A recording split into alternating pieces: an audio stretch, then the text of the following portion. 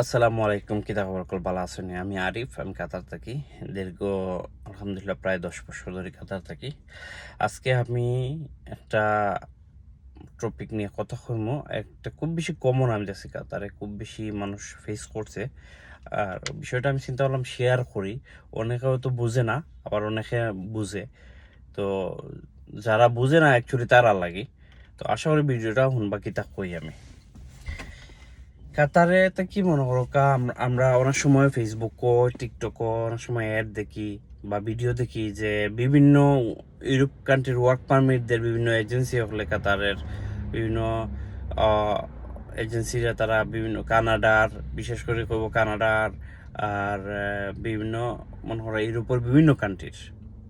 তো যাই হোক, আপনার দেখার পরে আমরা কোনো ক্লিক করি যদি, তখন আপনার ডিটেলস চাইবো, আপনার নাম্বার, আপনার নাম দিলে তারা ফোন দিয়ে জিগায় কোন দেশে লাগে আপনি অ্যাপ্লাই করতে চাইরা। তো আপনি কইলা মোক একটা দেশে যেমন ধরো কইলা আপনি কানাডা লাগে অ্যাপ্লাই করতে, তখন তারা কানাডার একটা ভালো অফার আছে, আপনি অফিসে আঁকা। যখন আপনি অফিসে যাইবা, আপনার অফিসে বোয়া নিব এবং আপনার একটা ফর্ম ফিল আপ করা নিব, যে ফিডব্যাক যেটা আপনার সম্পর্কে জানার লাগি, ওটা দেওয়ার পরে আপনার একজনের কাছে পাঠানো হইব এবং হেন আপনারা বুঝাইব। তো মানে এমন বাটে বুঝাইব যে আপনার ভিসা 100% শিওর হয়ে যাব, যে ওয়ার্ক পারমিট আপনি 100% শিওর হয়ে যাব, আর কম টাকা হয়ে যাব। মনে করো আপনার 20,000, 15,000, 20,000, 16,000 অফার করবো, রমাজান অফার চলে 15,000, 10,000। তো এটা পরে আপনারা কইব যে আচ্ছা টাকার সিস্টেম, তো আপনারা কইব আপনার অত টাকা স্যালারি, আপনার আগে কিতা ফায়দা দেখা নিব, টাকা খোয়ার আগে আপনার ফায়দা দেখা নিব। আপনি যাইবা, আপনি খামাইবা, মাসে অত টাকা খামাইবা, অত ইউরো খামাইবা, অত পাউন্ড খামাইবা, অত ডলার খামাইবা, আর আপনার রুম দিব, খানি দিব, টাকার জায়গা দিব, মানে সবটা নর্মালি ইয়ে করা হয়। মানে আপনার সব কিছু আপনার বালা লাগবো, মানে নিয়ে মনে হইব না রে বহুত বালা। এরপরে যখন আপনি জিজ্ঞাসা আচ্ছা কত টাকা লাগবো, তখন তারা পয়েন্ট আইব যে আপনি এখন পাসপোর্ট জমা দিবা, পাসপোর্ট আইডির লগে আপনি 4,000 রিয়াল দিবা। নর্মালি বেশিরভাগ এজেন্সিরা 4,000 নেয়, বেশি নেয় না। ও 4,000 টাকা দিবা, 4,000 রিয়াল দিবা। 4,000 রিয়াল দিবা, যখন এই 4,000 যখন আপনার পারমিট আইব, তখন মনে করো আপনার লোক কন্ট্যাক্ট হয়েছে 16,000, তখন কইব আপনি দিবা আরো 8,000 রিয়াল। যখন পারমিট আইব 8,000 রিয়াল দিবা। পরে আপনি এমবেসিতে আপনার ফাটাইমু, এমবেসিতে গিয়ে অ্যাপ্লাই করবা, অ্যাপ্লাই করার পরে আরো 4,000 দিবা, আপনি 16,000 ক্লিয়ার করবা। এখন যদি আপনি কেন জিজ্ঞেস করেন যে মনে করো এমবেসি উঠার পরে আমার ভিসা হইল না, তখন তারা কইব যে আচ্ছা ওকে আপনার ভিসা হইছে না, তখন 30% আপনারে রিটার্ন করাইব, রিটার্ন ফান্ড করাইব। 30% নর্মাল, বেশিরভাগই এজেন্সি করে 30% হইব।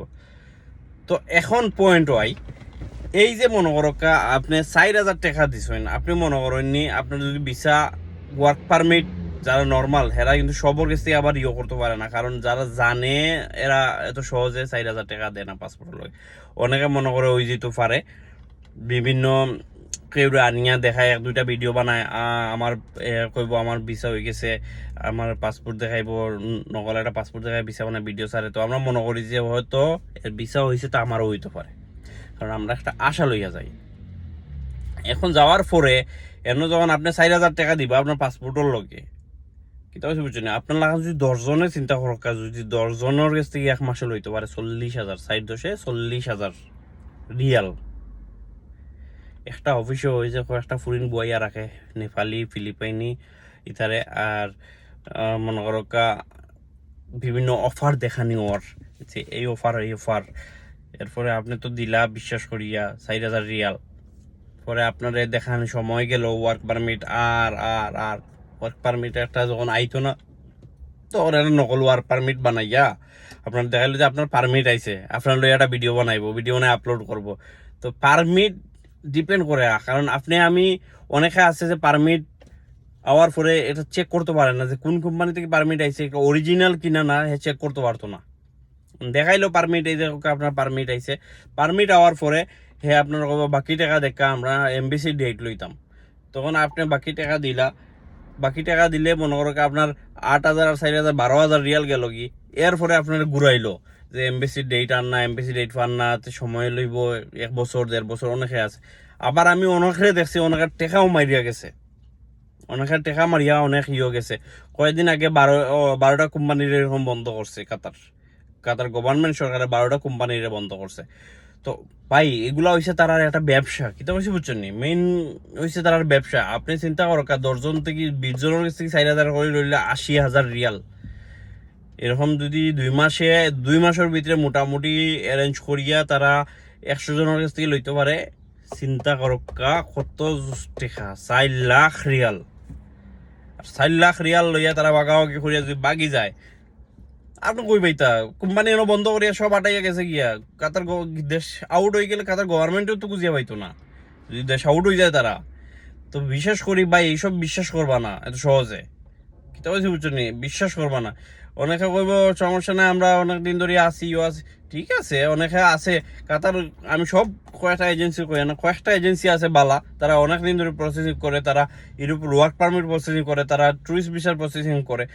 কিন্তু নতুন নতুন যারা এজেন্সি অকল কুলিয়া দেখাইব ভিসা উইজার, এই উইজার সেই উইজার, মানে হুট করে দেখাইব, লোক পাঠাই দেয়, এগুলার ভাই বিশ্বাস করবা না।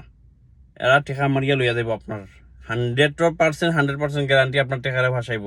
টেকা এরপরে যদিও মনে হয় টেকা রিটার্ন দিব 30%, আপনি চিন্তা করো আপনি 10,000 টাকার যদি দেন 30% কত পাইবা? 3,000 টাকা পাইবা, 7,000 টাকা মাইর আপনার। তো ভাই এজেন্সির কাছে টাকা দেওয়ার আগে চিন্তা ভাবনা করিয়া যাচাই বাছাই করিয়া দিবা। আপনি যে হুট করি গিয়া অফার পাইছেন, বালা অফার পাইছেন, দিলাইলা বলে এত করেন না জানো। ধন্যবাদ। যদি ভিডিওটা ভালো লাগে, কারোর উপকারে আইয়ে, তাহলে ভিডিওটা শেয়ার করবা। আর নেক্সট আর অন্য একটা টপিক নিয়ে কথা কইম। আসসালামু আলাইকুম।